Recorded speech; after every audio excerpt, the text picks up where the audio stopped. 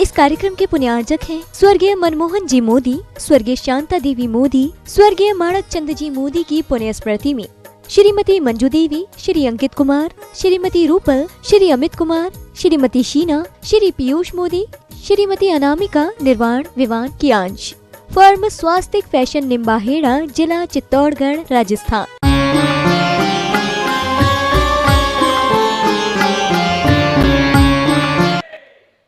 यहाँ पर मंदिर तो था लेकिन छोटा सा चैत्यालय था और पूज्य मुनि श्री प्रमाण सागर जी महाराज का विहार चल रहा था और पूरी घटना तो हमें नहीं मालूम क्या कैसे हुआ, तो उनके सानिध्य में यहाँ का मंदिर का शिलान्यास हुआ। क्योंकि भगवान का मंदिर विशाल ही बनना चाहिए। कई लोग क्या है सोचते हैं कैसे होगा, जहां जहां मंदिर जब बनते हैं पहले बहुत परेशानी जाती है क्योंकि लोग दान नहीं देते हैं। जैसे ही मंदिर बनने लगता है फिर होड़ लग जाती है और मंदिर संपूर्ण बन चुका है और प्राण प्रतिष्ठा उसकी कैसे हो, पंचकर्ण कैसे हो, इसके लिए भी पात्रों का चयन होता है, तो उसके लिए भी लोग सोचते हैं कैसे होगा। तो पंचकल्याणक और मंदिर की भूमिका पहले जब मंदिर बनना था तो यहाँ के भामाशाह है, प्रसिद्ध है पूरे विश्व में, उन्होंने इस मंदिर के लिए बहुत बड़ा सहयोग दिया। उन्होंने कहा कि हमारी तरफ से वेदी, शिखर नहीं, वेदी और प्रतिमा, और भी उन्होंने जो योगदान दिया वो सबको ज्ञात है ना। उसके साथ साथ यहाँ के श्रेष्ठी वर्ग ने भी प्रतिमा और वेदी में सहयोग दिया और भी जो जिनने सहयोग दिया बड़े साधुवाद के पात्र हैं। अब पंचकल्याणक कैसे होगा, तो उसके लिए पात्रों का चयन पहले इसलिए किया जाता है कि भगवान के माता पिता का चयन होता है। तो माता पिता भी बनने वाले हैं, कौन बनेंगे ये अभी नाम घोषित नहीं है, लेकिन जो पुण्यशाली व्यक्ति होंगे, महाभाग्यशाली सौभाग्यशाली ही व्यक्तियों को ऐसे अवसर मिलते हैं। क्योंकि जब पंचकल्याणक भगवान के होंगे हमने नहीं देखे, लेकिन ये भगवान बनने की यात्रा है। इस यात्रा में जो लोग शामिल होते हैं बड़ा पुण्य का अर्जन कर लेते हैं। नागपुर में आचार्य श्री के सानिध्य में पंचकल्याणक हुआ और वहां पर लोगों ने बताया कि बाद में पंचकल्याणक होने के बाद उनका कुछ जो कपड़े वगैरह रखे थे, बेचते हैं ना जो वस्त्र विक्रेता, उन्होंने बताया कि बाद में जितना हमारा वो रखा था ना माल बोलते हैं लोग, वो सब निकल गया। पंचकल्याणक का पुण्य ऐसा बढ़ा, इसलिए घबराना नहीं, डरना नहीं। भगवान के लिए जो भी दान दिया जाता है वो महान बन जाता है, यानी भगवान को दान करने वाला महान बनता है, भगवान बन जाता है वो, भगवान को जो दान करता है ना। इसलिए भगवान की वेदी, शिखर आदि निर्माण में जो भी योगदान देता है बड़ा भाग्यशाली और पुण्यशाली व्यक्ति होता है। इसलिए ये नहीं सोचो मेरे पास है नहीं, जब कई लोगों ने वहीं से आप लोग करें है ना, वहां पे व्यवस्था कर दें। हाँ, बीच में क्या होता है लोग, हाँ, जब भी कोई धर्म सभा चल रही हो तो ये सब ध्यान रखना चाहिए। दर्शन तो कहीं से भी हो जाते हैं, तो इसलिए बात चल रही थी कि लोग सोचते हैं कैसे होगा। कई लोगों ने आचार्य श्री के चतुर्मास के कलश का भाव बनाया कि हमें लेना है, लेकिन उनके पास धन नहीं था, और जैसे ही उन्होंने भाव बनाए और कलश लिया, उन्होंने सोचा कि एक जमीन बेच देंगे। बाद में ये उस दान का प्रभाव ऐसा हुआ कि जमीन नहीं बेचना पड़ी और राशि भी चुक गई। कई लोगों ने प्रतिमा विराजमान की तो लोग घबराए नहीं, डरे नहीं। जितनी शक्ति है बिल्कुल खोल लेना पूरे द्वार, बिल्कुल घबराने की जरूरत नहीं और डरने की नहीं, सब अच्छा होगा। जैसे भामाशाह है, जैसे व्यक्ति जब बड़ा बड़ा दान करते तो हम तो छोटा छोटा करते और लोग कहते हमारे पास कुछ नहीं है। अभी लोगों से पूछो नई कार खरीदना हो, मकान बनवाना हो तो कितना धन निकल जाता है। कार, मकान, मोबाइल, शादी करना हो तो कितना सारा व्यर्थ का पाप के कार्यों में जाता है धर्म। लेकिन जो पुण्यशाली व्यक्ति होते हैं उनका धन पुण्य के कार्यों में जाता है। ये तो सोचो हम भगवान को जो विराजमान कर रहे हैं, जो प्रतिमा विराजमान कर, वो तो पुण्य का अर्जन कर रहे हैं, लेकिन पंचकल्याणक में हम भगवान के शामिल हो रहे हैं तो महाभाग्यशाली व्यक्ति हो पाते हैं। कई लोगों को अंतराय कर्म ऐसा आ जाता है, सूतक लग जाता है। कई स्थानों पे देखा कि उन्हें माता पिता बनना हो, सूतक लग गया, नहीं बन पाए। कई और पात्र बनना है तो ऐसा नहीं सोचना कि जो चाहे बन जाएगा।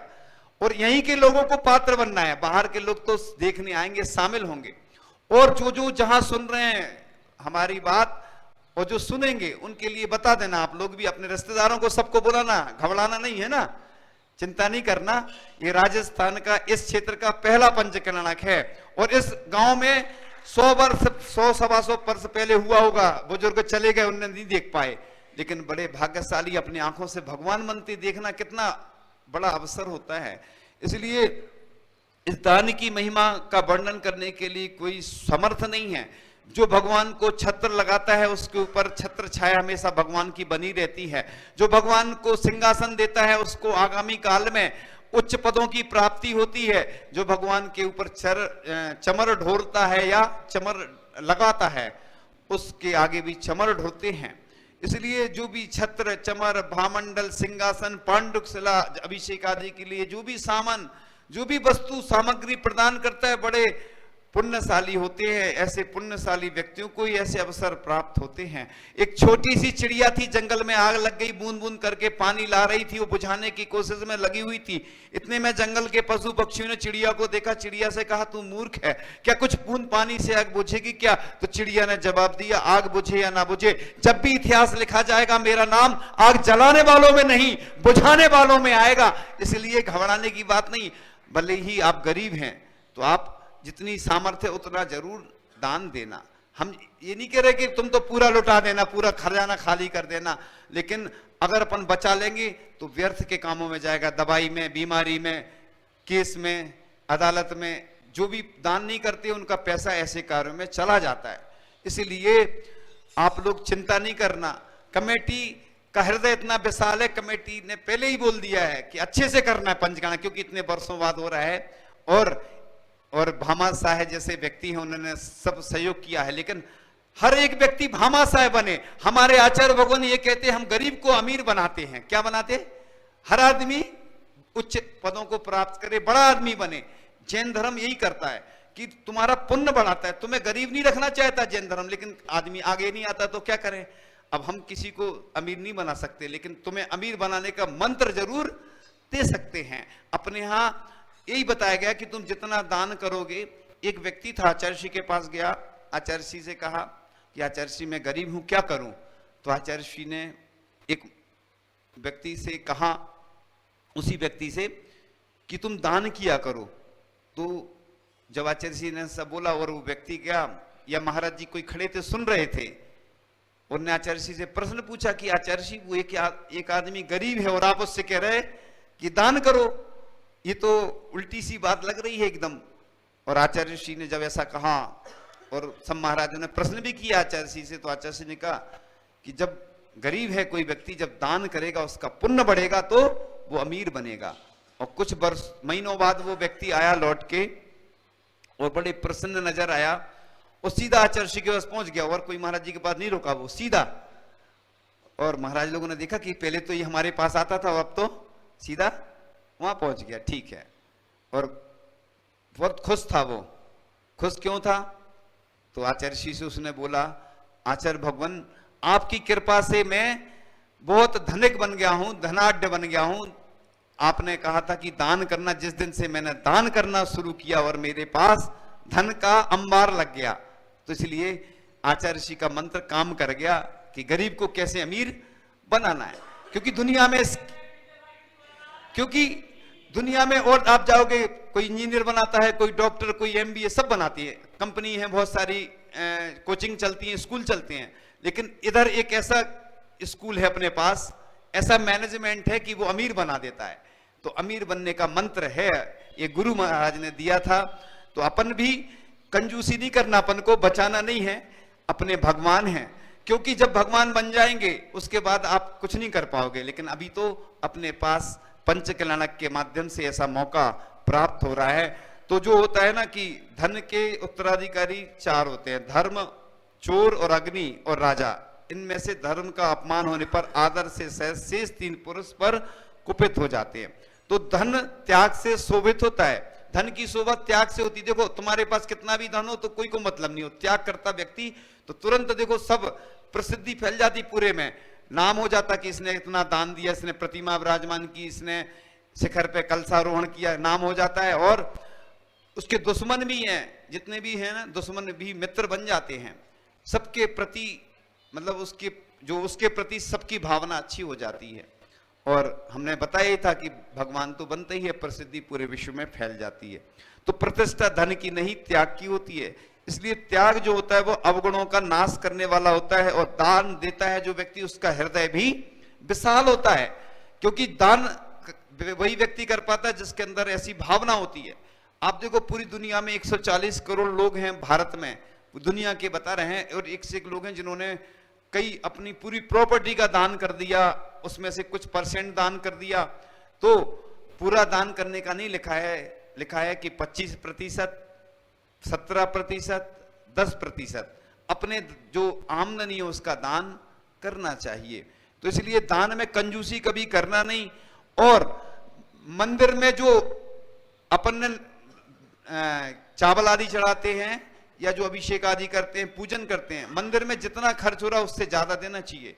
एक कहानी आती है ना धन्य कुमार चरित्र में अकृत पुण्य की।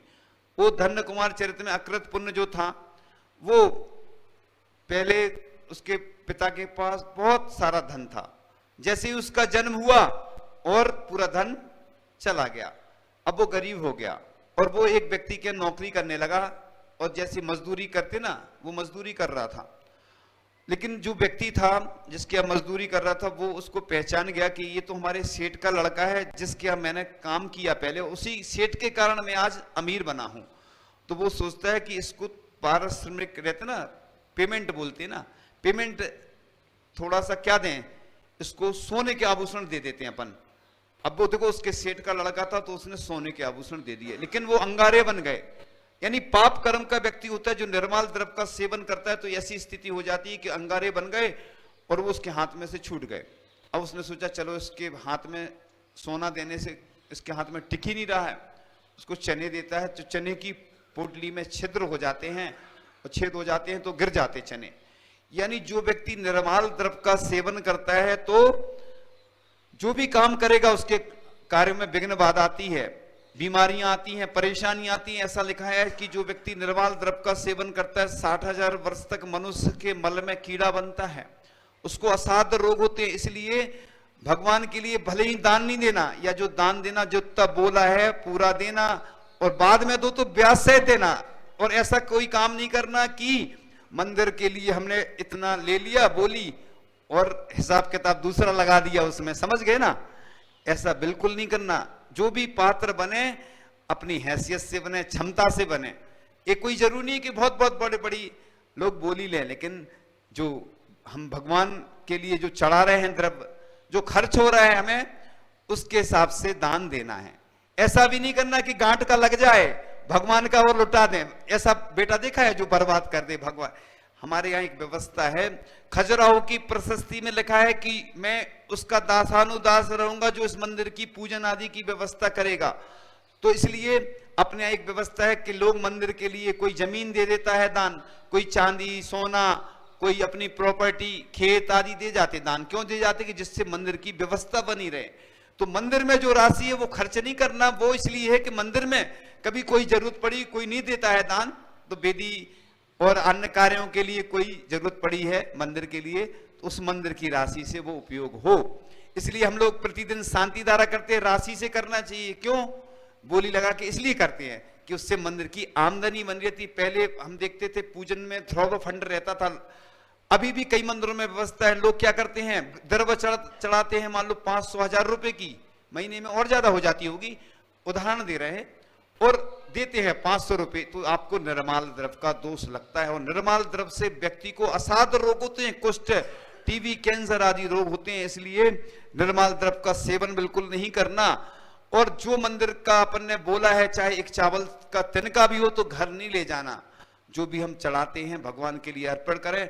और हम तो कहते हैं, वरांग चरित्र में राजा वरांग का उल्लेख आता है कि राजा वरांग घर से शुद्ध वस्त्र पहनकर आता था, बड़े ठाट वाट के साथ, और पूजन की द्रव्य घर से लाता था। तो अपनी घर से लाओ पूजन की द्रव्य और मंदिर में धो लो और पूजन करो। इसी प्रकार से भरत चक्रवर्ती का उदाहरण आता है कि द्रव्य के पहाड़ बन जाते थे जब वो पूजन करते थे।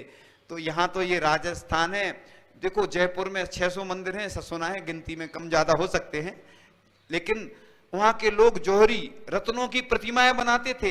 इसलिए हम हमेशा बोलते हैं कि जब भी भगवान की पूजन करो तो सोचो हम रत्न चढ़ा रहे हैं। इसमें क्या जा रहा है, लोग मंदिर में पूजन करें तो ऐसी भावना से करें, जब भी भगवान को छत्र चमर अर्पण करें ये सोचें हम भगवान आपको स्वर्णमयी छत्र चढ़ाएं, हमारी ये भावना है। अभी तो हमारे पास यही है, लेकिन आपको स्वर्णमयी छत्र चढ़ाएं, स्वर्ण की झारी से आपकी शांति धारा करें, स्वर्ण के कलशों से अभिषेक करें। ऐसी भावना अगर भावोगे आपका पुण्य बढ़ेगा और एक दिन आपके हाथों में सोने के कलश होंगे। तो इसलिए इसमें क्या कंजूसी करना, लेकिन ऐसा डुप्लीकेट काम नहीं करना, नहीं तो हो भी आपके पास और ऐसी करते रहो कि महाराज जी ने तो ऐसा कहता भाव बनाओ। आहार दान करते तो ऐसी भावना से करते कि हे भगवान, आपको जब सूतक लग जाता है, तिरंज आदि होते हैं तो आहार दान की अनुमोदना से ही भोग भूमि में जाते हैं तिरंज।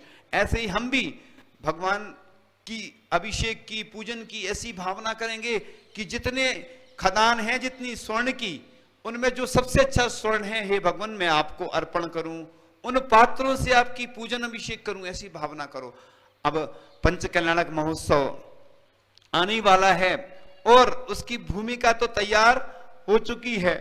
वैसे तो बीच में कुछ अवरोध आए थे, आपको सब ज्ञात है, लेकिन पुण्य था और ये भगवान बनने की जो यात्रा है प्रारंभ हो चुकी है। और जो भी आगे पात्र बनेंगे और पात्रों का आगे वो होता है ना, आपके यहाँ जो व्यवस्था चलती है उनका अच्छे से सम्मान आदि होता है, इसलिए पहले से जो पात्र बन जाते हैं वो फायदे में रहते हैं, और जो बाद में बनते हैं तो उतना उनको सम्मान आदि नहीं मिल पाता है। और ये तो अच्छा कार्य है। तो आज से ही अनुष्ठान प्रारंभ हो चुका है। लोग ये सोचते हैं कि उस दिन होगा, कुछ लोग क्या सोचते हैं, समय का इंतजार करते हैं कि हम बाद में बन जाएंगे, या लोग सोचते हैं बाद में ये काम हो जाएगा। बाद का भरोसा नहीं रहता है।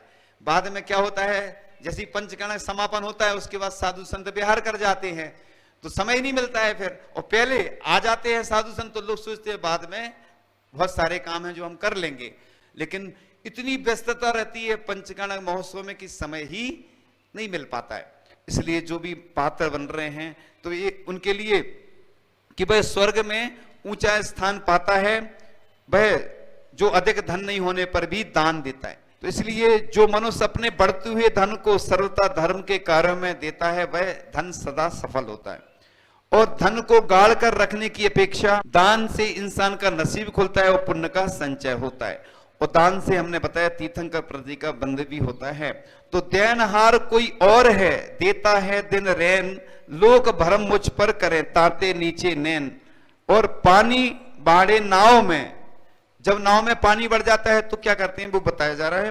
और घर में बाढ़े दाम, अगर पैसा बढ़ जाए ना तो क्या करो, आगे बताया जा रहा है कि दोनों हाथ उलीचिए यही सयानो काम। अगर नाव में पानी बढ़ गया तो हाथों से निकालना पड़। ऐसा ही घर में धन बढ़ गया है तो क्या करो, दान दो, नहीं तो चोर ले जाएंगे, चोरी हो जाती। Income tax, sale tax, GST क्या बोलते ना, ले जाते हैं लोग। या किसी को अपन ने उधार दे दिया, वो अपना पैसा हजम कर जाता है, रिश्तेदार, ग्राहक, परिचित।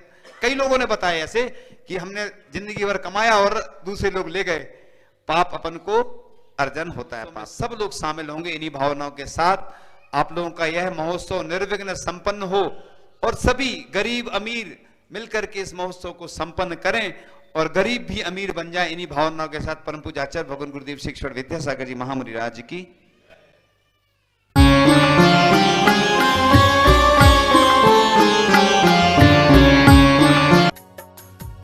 इस कार्यक्रम के पुण्यार्जक थे स्वर्गीय मनमोहन जी मोदी, स्वर्गीय शांता देवी मोदी, स्वर्गीय माणक चंद जी मोदी की पुण्य स्मृति में श्रीमती मंजू देवी, श्री अंकित कुमार, श्रीमती रूपल, श्री अमित कुमार, श्रीमती शीना, श्री पीयूष मोदी, श्रीमती अनामिका निर्वाण विवान की अंश।